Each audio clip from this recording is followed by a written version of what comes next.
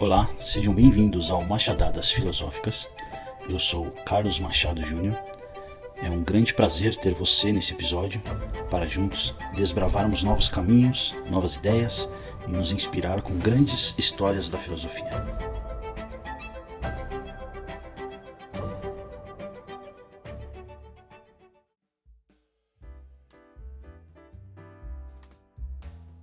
Hoje nosso episódio vai ser um pouco diferente dos anteriores por dois fatores. O primeiro é que a ideia central vai se desmembrar em diversas outras ideias, e o segundo é que nós iremos citar mais do que o comum em outros episódios a teoria de alguns autores, faremos algumas citações aqui, o que não é muito comum, mas isso só será feito porque nesse assunto específico as citações filosóficas serão bastante contributivas. Para falar sobre a figura da estética do cotidiano, ou da vida cotidiana, eu dividi esse episódio em 5 blocos que serão devidamente citados ao longo da explanação. Mas como introdução, já que estamos falando sobre estética no cotidiano, eu gostaria de trazer uma filosofia japonesa chamada de Mono no Aware, que descreve a beleza melancólica das coisas que passam. Os japoneses não a inventaram para a arte, inventaram para a vida. Para a luz das 6 da tarde, quando o sol já não aquece, mas ainda pinta todo o céu. Para o vapor de uma xícara de chá que sobe em espiral e desaparece. Para a última página de um livro que adoramos. Para as flores da cerejeira. Ou seja, para aquele momento em que queremos viver e ao mesmo tempo não queremos que acabe. Mono no Aware é sobre a beleza existente naquilo que é passageiro. E hoje, se a gente fosse perguntar, temos uma palavra ou uma filosofia que se aproxime desse entendimento da filosofia japonesa? Temos uma prática para isso? Porque se a gente reparar, nós vivemos rodeados de momentos assim. A luz específica de uma manhã, o cheiro de pão numa padaria que a gente passa todos os dias sem entrar, o som dos passos de alguém que a gente ama ao chegar em casa. São esses e outros momentos que estamos geralmente atravessando com muita pressa, com o celular na mão, com a cabeça já no próximo compromisso, ou despejando frustrações de um ambiente externo para dentro de casa, enfim. E a filosofia tem muito a dizer sobre tudo isso. Hoje vamos falar dessa filosofia cotidiana e mais precisamente sobre a estética dentro dela, como uma forma de perceber e habitar melhor o mundo em que vivemos, de ver mais, de viver com mais presença. E a intenção aqui não é parecer romântico ou moralista. A verdade é que a estética filosófica é bem diferente da ideia geral e comum sobre o que é estética ou beleza. E sim, a estética verdadeiramente filosófica é um tema complexo, mas com inúmeros benefícios para um caminho mais consciente. E sem mais delongas, o bloco 1 desse nosso bate-papo terá o título de Do Justo Meio ao Belo Meio. Como se estivéssemos revisitando Aristóteles. Se já acompanho esse podcast há algum tempo, o nome de Aristóteles não é estranho. Falamos em um episódio passado do justo meio aristotélico. Essa ideia elegante de que a virtude não é nem excesso nem falta, mas equilíbrio. A coragem, por exemplo, ficaria entre a covardia e a imprudência, a generosidade entre a avareza e o esbanjamento. Mas hoje vamos propor uma releitura. E se o justo meio não fosse apenas uma doutrina ética, mas também uma forma de percepção? E se houvesse um belo meio, uma capacidade igualmente treinável de encontrar o belo meio em coisas que existem amplamente ao nosso redor, sem se entregar a uma rotina que nos coloque com indiferença? Ou aquele olhar saturado, que quer ver tudo e acaba por não ver nada de verdade. Para Aristóteles, a virtude ética não é uma regra que se aplica mecanicamente, não é um algoritmo, é uma capacidade de percepção. O homem virtuoso, o homem de prudência prática, não segue um manual, ele lê a situação, percebe o momento certo para agir, vê o particular onde o outro só vê o geral. Ora, esta capacidade de ver o particular, de estar realmente presente numa situação concreta, com toda a sua textura e nuance, é exatamente o que a experiência estética exige. O filósofo americano Alexander Nehamas tem um livro chamado Apenas uma Promessa de Felicidade, onde defende que a beleza não é uma propriedade dos objetos ou das pessoas, e sim é uma relação. Quando algo nos parece belo, sentimos uma espécie de chamamento, um convite a regressar, a prestar mais atenção, a querer conhecer melhor. A beleza para esse autor é sempre uma promessa de que há mais para descobrir. O filósofo espanhol Alfonso Lopes Quintas igualmente fala dessa relação entre pessoas e também o processo relacional com os objetos, o qual ele define como pedagogia do encontro. Reparem como isso ressoa com a ideia aristotélica. O homem prudente não fecha o caso, ele está sempre atento em que a situação tem de novo para revelar. O homem com atenção estética não esgota o objeto, está sempre disponível para ver mais e se relacionar na melhor possibilidade com ele. Mas há uma pensadora que vai ainda mais longe nessa ligação entre o que se vê e o que é estético. Elaine Scarry, no livro On Beauty and Being Just, faz uma afirmação de que a experiência do belo predispõe para a justiça. Scarry argumenta que quando algo nos parece verdadeiramente belo, uma pessoa, uma paisagem, uma ideia, somos forçados a sair de nós próprios. O ego recua, a nossa atenção vai inteiramente para o outro. E é esse movimento de mim para o outro, de dentro para fora, é também o movimento fundamental da ética. Ver a beleza num outro ser é reconhecê-lo, é dizer, você existe e isso importa. Estamos, portanto, perante uma hipótese filosófica onde cultivar a atenção estética não é um luxo, é uma prática moral.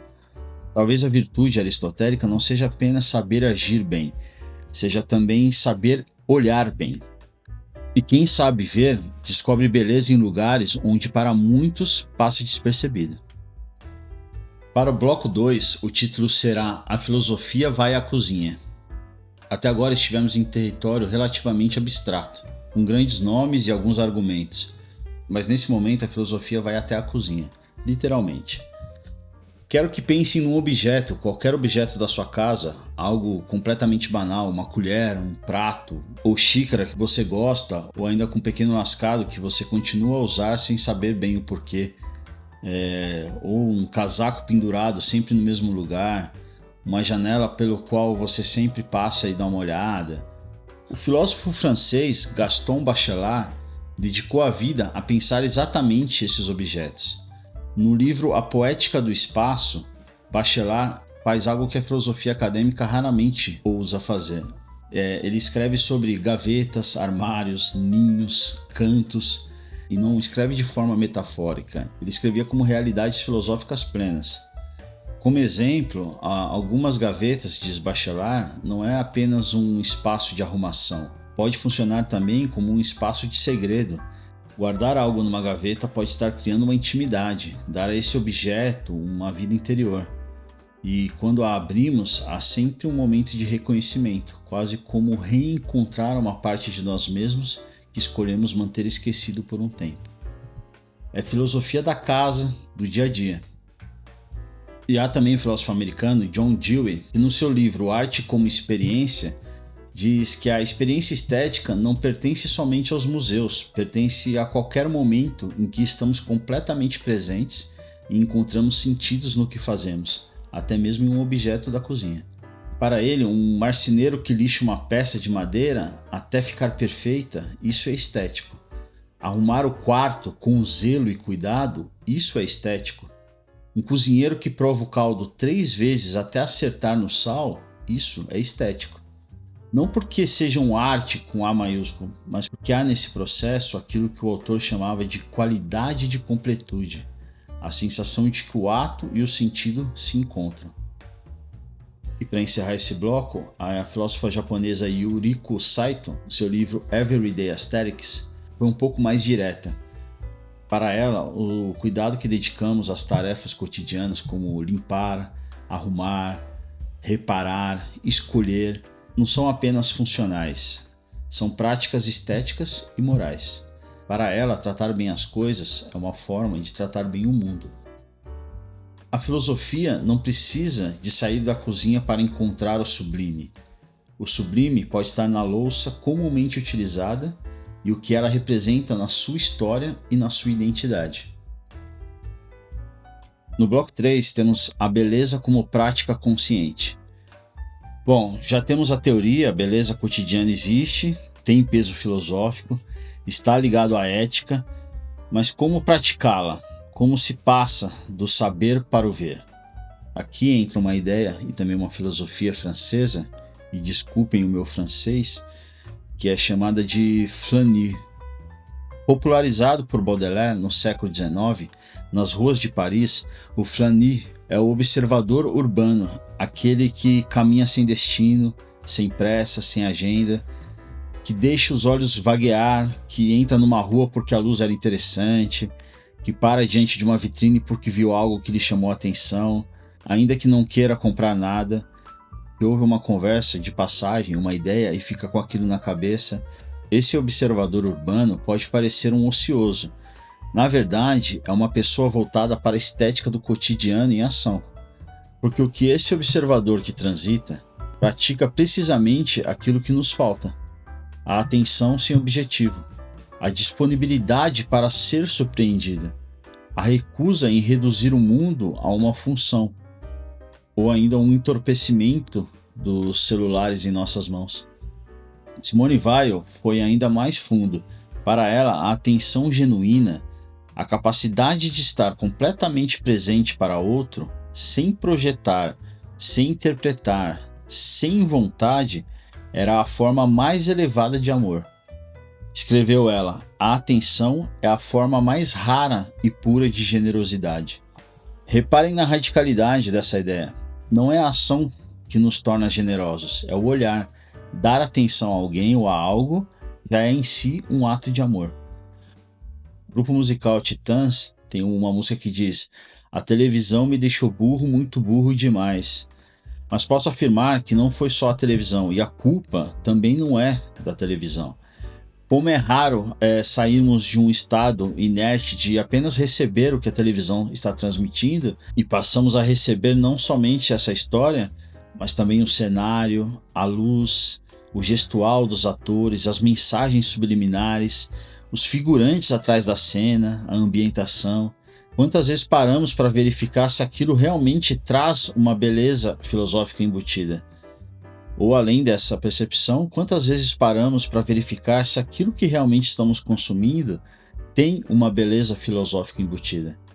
A modernidade criou um problema estético sério, onde estamos saturados de imagens. Vivemos numa época em que nunca vimos tanto e nunca prestamos tão pouca atenção.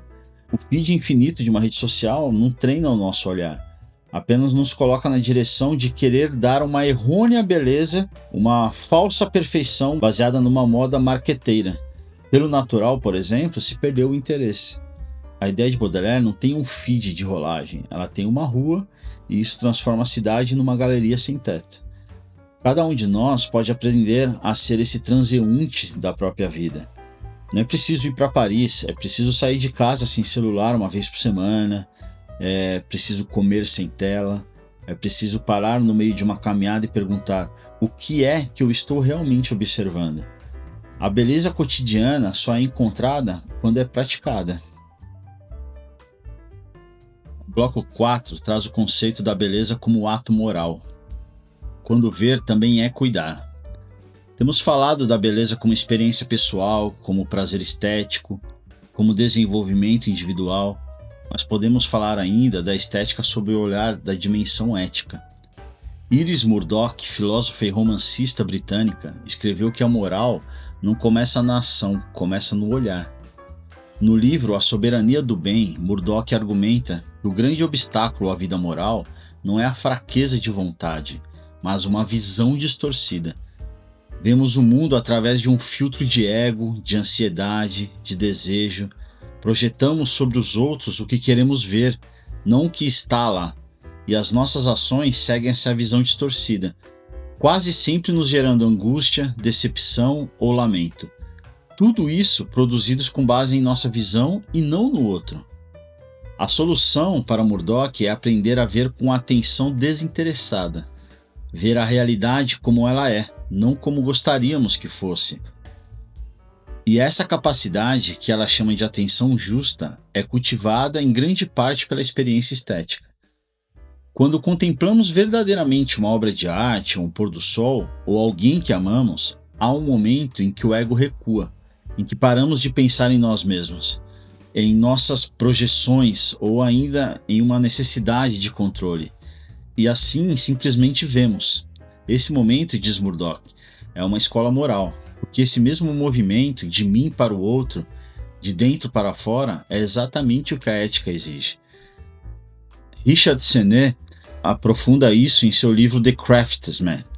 Sennett estuda o artesão, o carpinteiro, o cozinheiro, o cirurgião, o músico, e descobre que há uma ética própria no fazer bem qualquer coisa.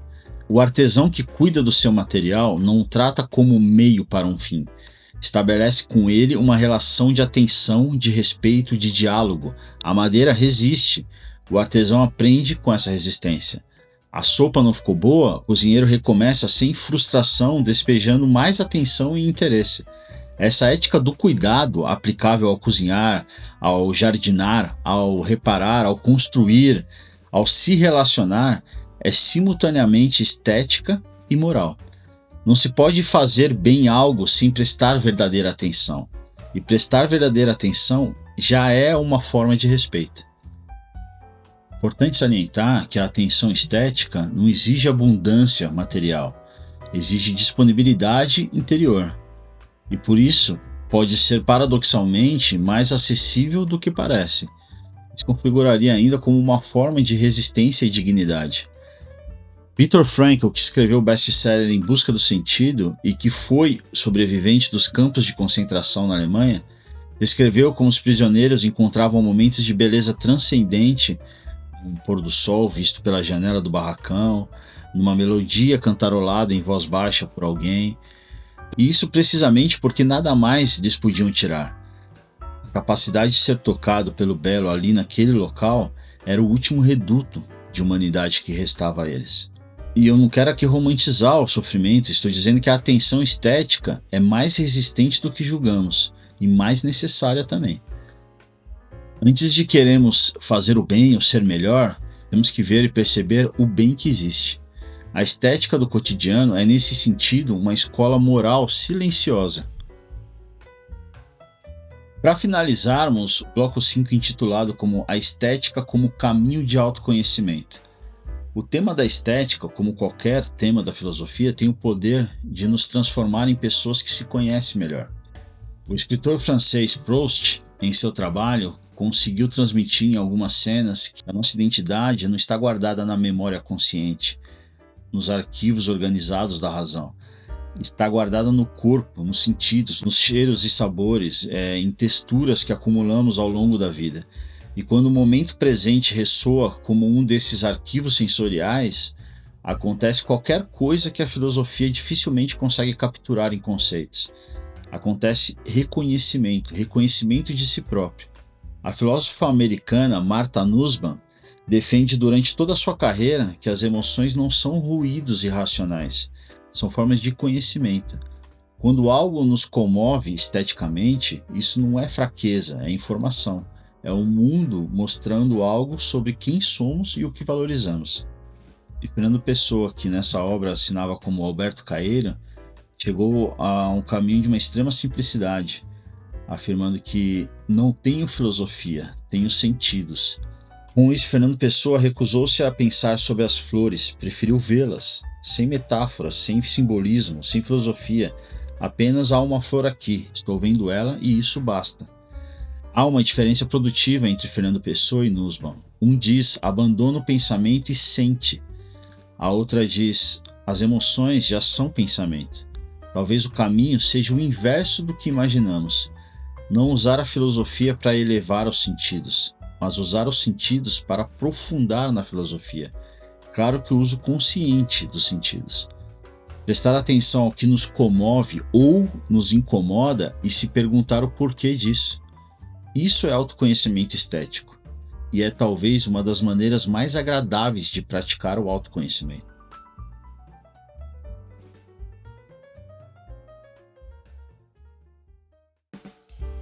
E encerrando assim os blocos e partindo para um fechamento, a triste notícia é que a filosofia não vai nos dizer onde encontrar a beleza, mas talvez possa nos ajudar a parar de vez em quando, ainda que por alguns segundos, antes de passarmos distraídos diante dela. Hoje nós falamos de fios diferentes compondo um único tecido, citamos muitas pessoas, muitas ideias, onde o extraordinário não precisa de transformação, basta ser visto. Falamos sobre a virtude da atenção, que é uma das mais difíceis de praticar. E finalizando o nosso episódio, um convite prático, hoje, nesse momento, não deixando como tarefa para mais tarde ou para amanhã, porque pode ser que se esqueça, mas agora, escolha um momento completamente banal que está ao seu dispor, seja lavar uma louça, fazer a cama, à espera do Uber, literalmente qualquer coisa. Trate esse momento como se fosse a última vez que está fazendo ele, sem celular, com todos os sentidos e zelo, e veja o que acontece. E assim guarde para você o que descobrir, pois pode ser filosofia. E repetindo a citação já dita nesse episódio de Simone Weil, a atenção é a forma mais rara e pura de generosidade. Muito obrigado e até a próxima.